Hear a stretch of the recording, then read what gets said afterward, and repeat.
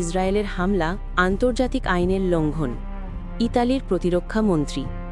ইরানের ওপর যুক্তরাষ্ট্র ও ইসরায়েলের সাম্প্রতিক হামলা আন্তর্জাতিক আইনের স্পষ্ট লঙ্ঘন বলে দাবি করেছেন ইতালির প্রতিরক্ষা মন্ত্রী গাইডো ক্রোসেত্তো।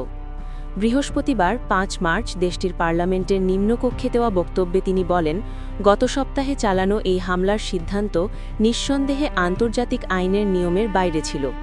খবর রয়টার্সের প্রতিবেদনে বলা হয়, ইতালির ডানপন্থী সরকার এখন পর্যন্ত এ বিষয়ে সবচেয়ে কঠোর সমালোচনা করল।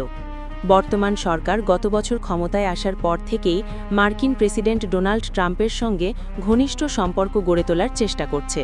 ক্রোসেত্তো বলেন, যুক্তরাষ্ট্র ও ইসরায়েল তাদের মিত্র ও অংশীদারদের আগাম কোনো সতর্কতা না দিয়েই এই সংঘাত শুরু করেছে। ফলে ইটালি সহ বিশ্ব এখন সেই সংঘাতের পরিণতি সামাল দিতে বাধ্য হচ্ছে। এটি এমন একটি যুদ্ধ যা শুরু হয়েছে অথচ বিশ্বে কেউ আগে থেকে জানত না। এখন আমাদেরও অন্যদের মতো এর পরিণতি মোকাবিলা করতে হচ্ছে। এদিকে ইতালি জানিয়েছে, যুক্তরাষ্ট্র ইসরায়েলের হামলার জবাবে ইরানের সম্ভাব্য পাল্টা আক্রমণ থেকে সুরক্ষা দিতে উপসাগরীয় দেশগুলোকে বিমান প্রতিরক্ষা সহায়তা দেওয়া হবে। পাশাপাশি ভূমধ্য সাগরের দ্বীপ রাষ্ট্র সাইপ্রাসের নৌবাহিনীর কিছু সম্পদ মোতায়েন করা হবে।